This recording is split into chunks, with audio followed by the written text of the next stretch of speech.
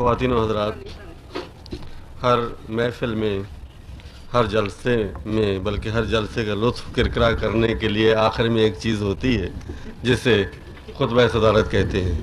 میں آپ حضرات کو بہت خوشی سے اطلاع دیتا ہوں کہ میں نے وہ نہ لکھا ہے نہ میں یہاں زبانی کوئی تقریر کروں گا، اور یوں بھی اس قسم میرے خیال میں اگر میں لکھتا تو بد مذاقی ہوتی، کیونکہ ایک شخص نے، آپ نے وہ پڑھا ہوگا لطیفہ، کہ بہت کچھ کھا لیا تھا، اس کے بعد میزبان نے کہا کہ بھائی چورن دوں؟ انہوں نے کہا اگر چورن کی گنجائش ہوتی تو میں 2 لقمے اور نہ کھا لیتا۔ تو اگر آپ حضرات کے پاس وقت اور ہوتا تو میں جعفری صاحب سے اور حریف صاحب سے، ان سے آپ کو اور سنواتا، لیکن بہتر یہی ہے کہ اب میں آپ سب حضرات کے شکریہ کے ساتھ آج کی محفل کے اختتام کا اعلان کروں۔ نہیں کچھ نہیں، یہ جو فرما رہے ہیں یہ نوٹ لکھے ہیں، کیونکہ میں ممکن ہے کہ میں اب جا کے لکھوں خطبہ صدارت، اس لیے کہ حقیقت میں تو انہوں نے، انصاری صاحب نے مجھ سے بہت دن پہلے کہا تھا۔ پہلے تو میں یہ سمجھا، جیسا میرے ساتھ اکثر ہوتا ہے، کہ وقت کے وقت کوئی کہیں صدر نہ آئے تو عوضی طور پہ مجھے بنا لیا جاتا ہے۔ دوسرے، مجھے اس قسم کی محفلوں کا تجربہ نہیں، کیونکہ اب تک میں مہمان خصوصی جو ہو کے جاتا رہا ہوں عام طور پر پرائمری اسکولوں میں جاتا رہا، تو یہاں جا کے، بلکہ ایک جگہ تو یہ بھی ہوا، وہ بس نادان تھے کہ مجھے بلایا گیا جامعہ میں۔ اب میں بتا دوں کہ وہاں مالی نے بلایا گیا تھا اسکول میں، سب کچھ بڑی خوش اسلوبی سے ہو گیا، ہم بھی خوش ہوئے، سبھی خوش ہوئے۔ آخر میں سیکرٹری صاحب اٹھے اور ان کا حضرات مجھے آپ سے ایک معذرت کرنی ہے کہ اس جلسے کی صدارت کمشنر صاحب کو کرنی تھی، انہی کا نام کارڈوں پہ چھپا ہوا ہے، انہوں نے وقت کے وقت انکار کر دیا۔ پھر ہم نے ڈپٹی کمشنر صاحب سے رجوع کیا، انہوں نے بھی کہا کہ میں لسبیلا جا رہا ہوں۔ اس کے بعد ہم نے وہ، اس زمانے میں بی ڈی نظام ہوتا تھا، اس سے ڈویژنل چیئرمین سے کہا تو انہوں نے معذرت کر دی، آخر میں ہمیں یہی ملے ہیں۔ تو عام طور پر یہ ہوتا ہے، میں نے سے پوچھا کہ بھائی اگر ایسی کوئی مجبوری ہے، ان کا نہیں۔ اچھا، اب انہوں نے کہا کہ بھائی 1 ہفتہ ہے کر لیجئے۔ ہم نے سوچا کہ بہت دن ہے، لکھ لیں گے کچھ نہ کچھ۔ کل ہم نے شام کو لکھنے کے لیے بیٹھے، پھر سوچا کہ ابھی تو 1 دن باقی ہے، لکھیں گے۔ آج صبح بھی میرے ذہن میں یہ سوال تھا کہ کچھ لکھنا ہے، تو پھر کہا کہ شام تک بہت وقت پڑا ہے، شام کو لکھیں گے، تو شام ہو گئی تو جلسے کا وقت ہو گیا۔ نتیجہ یہ ہے کہ ہم کچھ نہیں لکھ پائے، اس میں کوئی نقصان کی بات نہیں۔ ویسے ایک بات میں عرض کروں، انہوں نے، انصاری صاحب نے جو فرمایا تھا کہ ہم صدارت کے لیے مشکل سے آتے ہیں، اس میں حقیقت نہیں ہے۔ ہم سب کے یہ عادت ہوتی ہے، ہم 1-2 بار رسمی سے معذرت ضرور کرتے ہیں، اس کے بعد بڑی خوشی سے اس کے لیے تیار ہو جاتے ہیں۔ اور خطبے کا یہ ہے کہ وہ قصہ ان صاحب کا آپ نے سنا ہوگا کہ اپنے دفتر میں بیٹھے تھے، بالکل کپڑے کچھ نہیں پہنے ہوئے تھے، تو صرف سر پہ ٹوپی رکھی تھی، تو ایک صاحب آ کے کہا کہ بھئی آپ یہ سال میں دفتر میں کیوں بیٹھے؟ انہوں نے کہا یہاں کون آتا ہے؟ انہوں نے کہا یہ ٹوپی کیوں آپ نے رکھی؟ انہوں نے کہا شاید کوئی آ ہی جائے۔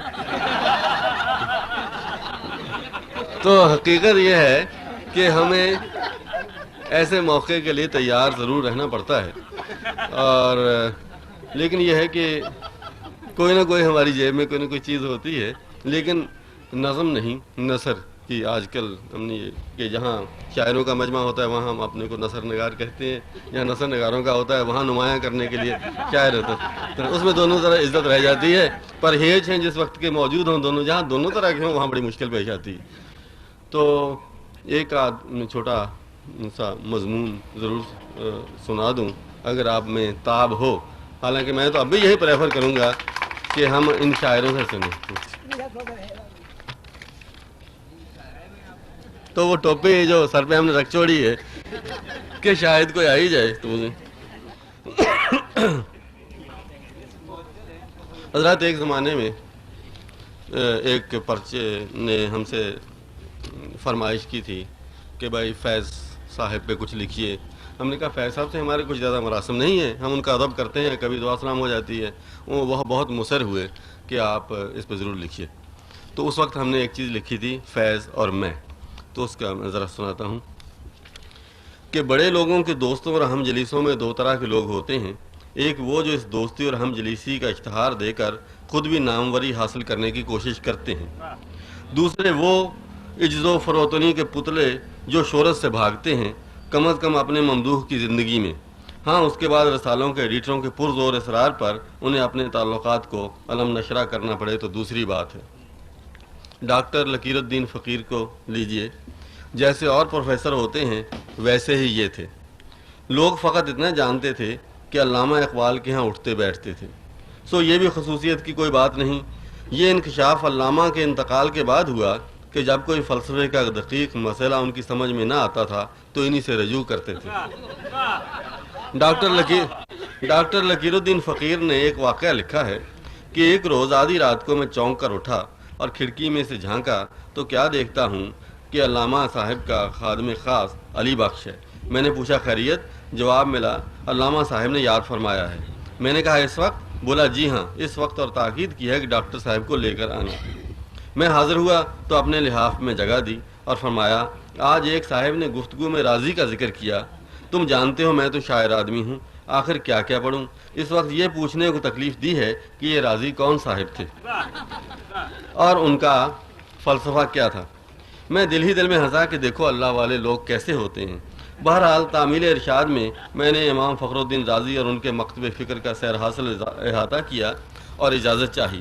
علامہ صاحب دروازے تک آئے، آپ دیدہ ہو کر رخصت کیا اور کہا تم نے میری مشکل آسان کر دی، اب اس شہر میں اور کون رہ گیا ہے جس سے کچھ پوچھ سکوں۔ اگلی اتوار کو زمیندار کا پرچہ کھولا تو صفحہ اول پر علامہ موصوف کی نظم تھی جس میں وہ مصرع ہے غریب اگرچہ ہیں راضی کے نقطہ ہے دقیق۔ ہر چند میں نے واضح کر دیا تھا کہ راضی کا فلسفہ خاصا پیش پا افتادہ ہے، دقیق ہرگز نہیں، لیکن معلوم ہوتا ہے علامہ مرحوم کو ایسا ہی لگا۔ مدرسہ علمیہ شرطیہ موچی دروازے کے پرنسپل مرزا اللہ دتا خیال نے جو 6 ماہ میں میٹرک اور 2 سال میں بی اے پاس کرانے کی گارنٹی دیتے ہیں، ماہ نامہ تصویر بتا میں پہلی بار اس بات کا اعتراف کیا کہ علامہ مرحوم کو مثنوی مولانا روم کے بعض مقامات میں الجھن ہوتی تو مجھے یاد فرماتے تھے۔ ایک بار میں نے عرض کیا کہ آپ منشی فاضل کیوں نہیں کر لیتے، تمام علوم آپ کے لیے پانی ہو جائیں گے۔ بولے اس عمر میں اتنی محنتیں شاقہ نہیں کر سکتا۔ بعد میں نے سوچا کہ واقعی شعراء تلاميذ الرحمن ہوتے ہیں، ان کو علم اور ریسرچ کے جھمیلوں میں نہیں پڑھنا چاہیے، یہ تو ہم جیسے سرفروں کا کام ہے۔ علامہ کے ایک جگری دوست رنجور فیروز پوری کو بھی لوگ گوشہ گمنامی سے نکال لائے۔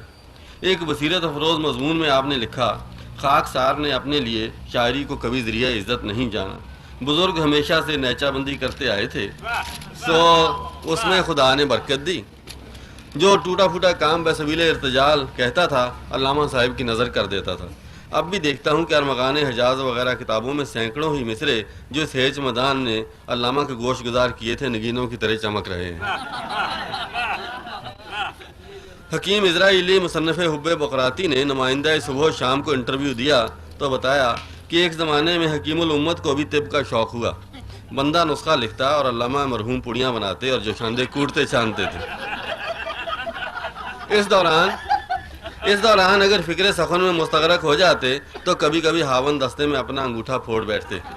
دوسرے روز عقیدت مند پوچھتے کہ یہ کیا ہوا تو فقط مسکرا کر انگشت شہادت آسمان کی طرف بلند کر دیتے۔ عام لوگوں کا یہ خیال تھا کہ علامہ مرحوم آخری سالوں میں کبوتر بازی اور پہلوانی نہیں کرتے تھے اور مینڈے لڑانے کا شوق بھی ترک کر دیا تھا۔ صحیح صورتحال سے میاں معراج الدین گجراں والوی نے رسالہ غزل الغزلات کے اقوال نمبر میں پردہ اٹھایا۔ پھر علامہ مرحوم مذکور کے احوال میں اکثر آیا ہے کہ فلاں بات سنی اور آپ دیدہ ہو گئے، فلاں ذکر ہوا اور آنسوؤں کا تار بند گیا۔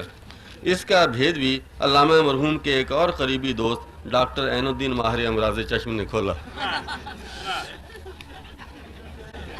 اس زمرے میں ڈاکٹر محمد موسیٰ principal Bang Dara homeopathic college گڑی شاہو کو بھی رکھیے، جنہوں نے علامہ اقبال مرحوم کی زندگی کے ایک اور غیر معروف گوشے کو بے نقاب کیا۔ اپنی کتاب تسہیل الہومیوپیتھی کے دیباچے میں رقم تراز ہیں۔ لوگوں کا یہ گمان غلط ہے کہ ڈاکٹر اقبال فقط نام کے ڈاکٹر تھے۔ اس عاجز کا مطالعہ اتنا نہیں کہ ان کے شاعرانہ مقام پر گفتگو کر سکوں، ہاں اتنا وثوق سے کہہ سکتا ہوں کہ مرض کی تشخیص میں اپنے بعد میں نے انہی کو دیکھا۔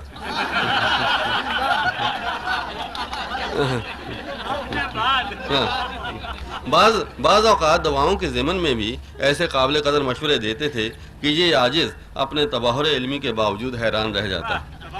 بہرحال شاعر تو ہمارے ہاں اب بھی اچھے پائے جاتے ہیں۔ میرے نزدیک علامہ مرحوم کی ریلت ہومیوپیتھی طب کے لیے ایک ناقابل تلافی نقصان ہے۔ میں مریضوں پر توجہ دیتا اور وہ ایک کونے میں بیٹھے حقہ پیتے رہتے۔ تاہم اس عاجز کے مطب کی کامیابی میں جو مایوس مریضوں کی آخری امید گاہ ہے اور جہاں خاص جرمن ادویات بکفایت فراہم کی جاتی ہیں، ان کے نام نامی کا بڑا دخل تھا۔ جاننے والے جانتے ہیں کہ آپ نے اپنی ایک مشہور تصنیف کا نام بھی عاجز کے مطب پر رکھا، بانگدر۔ فیض صاحب کے متعلق کچھ لکھتے ہوئے مجھے تأمل ہوتا ہے، دنیا حاسدان بدبین سے خالی نہیں۔ اگر کسی نے کہہ دیا کہ ہم نے تو اس شخص کو کبھی فیض صاحب کے پاس اٹھتے بیٹھتے نہیں دیکھا، تو کون ان کا قلم پکڑ سکتا ہے؟ احباب پرزور اصرار نہ کرتے تو یہ بندہ بھی اپنے گوشہ گمنامی میں مست رہتا۔ پھر بعض باتیں ایسی بھی ہیں کہ لکھتے ہوئے خیال آتا ہے کہ آیا یہ لکھنے کی ہیں بھی یا نہیں۔ مثلا یہی کہ فیض صاحب جس زمانے میں پاکستان ٹائمز کے ایڈیٹر تھے، کوئی اداریہ اس وقت تک پریس میں نہ دیتے تھے جب تک مجھے دکھا نہ لیتے۔ کئی بار عرض کیا کہ ماشاءاللہ آپ خود بھی انگریزی لکھ لیتے ہیں، لیکن وہ نہ مانتے، اور اگر میں کوئی لفظ یا فقرہ بدل دیتا تو ایسے ممنون ہوتے کہ خود مجھے شرمندگی ہونے لگتی۔ پھر فیض صاحب کے تعلق سے وہ راتیں یاد آتی ہیں جب فیض ہی نہیں، بخاری، سالک، خلیفہ عبدالحکیم وغیرہ ہم سبھی ہم پیالہ اور ہم نوالہ دوست راوی کے کنارے ٹہلتے رہتے اور ساتھ ہی ساتھ علم و ادب کی باتیں بھی ہوتی رہتی تھیں۔ یہ حضرات مختلف زاویوں سے سوال کرتے اور یہ بندہ اپنی فہم کے مطابق جواب دے کر ان کو مطمئن کر دیتا۔ اور یہ بات تو نسبتاً حال کی ہے کہ ایک روز فیض صاحب نے صبح صبح مجھے آن پکڑا اور کہا ایک کام سے آیا ہوں، ایک تو یہ جاننا چاہتا ہوں کہ یورپ میں آج کل آرٹ کے کیا رجحانات ہیں اور آرٹ پیپر کیا چیز ہوتی ہے۔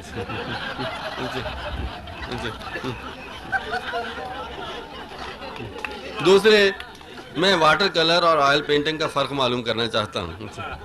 ٹھمری اور دادرا کا فرق بھی چند لفظوں میں بیان کر دیں تو اچھا ہے۔ میں نے چائے پیتے پیتے سب کچھ عرض کر دیا۔ اٹھتے اٹھتے پوچھنے لگے، ایک اور سوال ہے، غالب کس زمانے کا شاعر تھا اور کس زبان میں لکھتا تھا؟ وہ بھی میں نے بتایا۔ اس کے کئی ماہ بعد تک ملاقات نہ ہوئی۔ ہاں، اخبار میں پڑھا کہ لاہور میں آرٹ کونسل کے ڈائریکٹر ہو گئے ہیں۔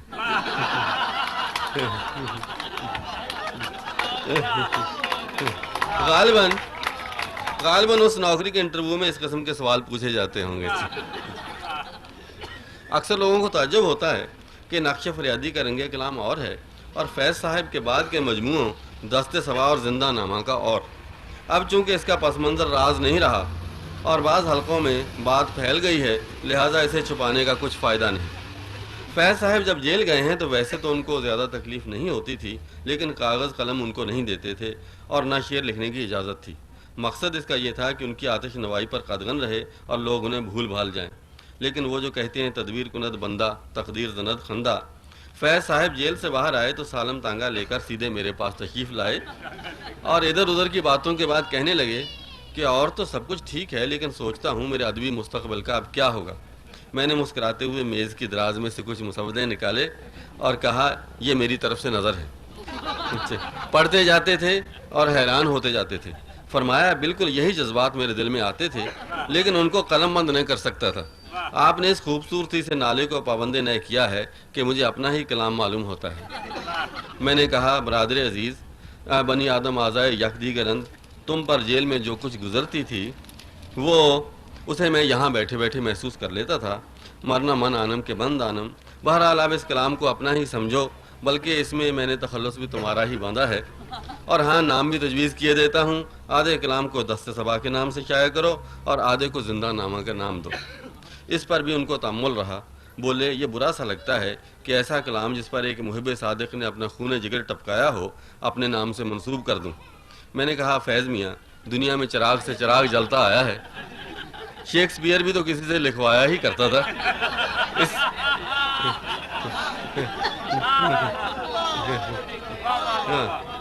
اس سے اس کی عظمت میں کیا فرق آیا؟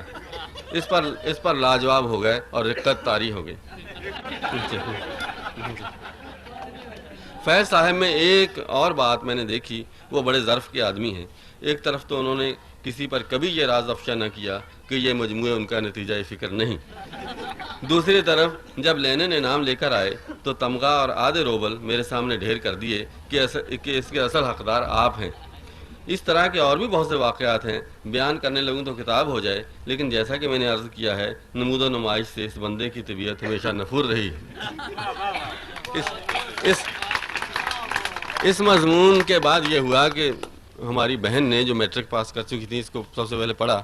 انہوں نے کہا بھائی جان مجھے آج پتہ چلا کہ دستے صفحہ آپ کی لکھی ہوئی ہے. میں نے کہا تو میں نے کہنے نہیں مجھے تو نہیں پتا تھا. لیکن اس سے زیادہ یہ ہوا کہ یہ مضمون جب انڈیا گیا تو وہاں یہ بحث چلی افکار بھوپال میں کہ صاحب انشاء صاحب نے جو انکشاف فیض صاحب کے متعلق کیے ہیں اس کے بعد یہ ان کا نئے سرے سے جائزہ لینا ضروری ہو جاتا ہے. یہ جو لمبی چوڑی بحث اس کا کٹنگ میرے پاس آیا تھا. آخر میں ایک صاحب کوثر چاند پوری نے انہوں نے کہا کہ ظالموں یہ مزاحیہ مضمون ہے, طنزیہ مضمون, اس کی اضافی بڑھے. برحضرات حضرات خواتین و حضرات آپ کا میں نے بہت وقت لیا اور اس پر آج کی پرلطف محفل تمام ہوتی ہے. شکریہ.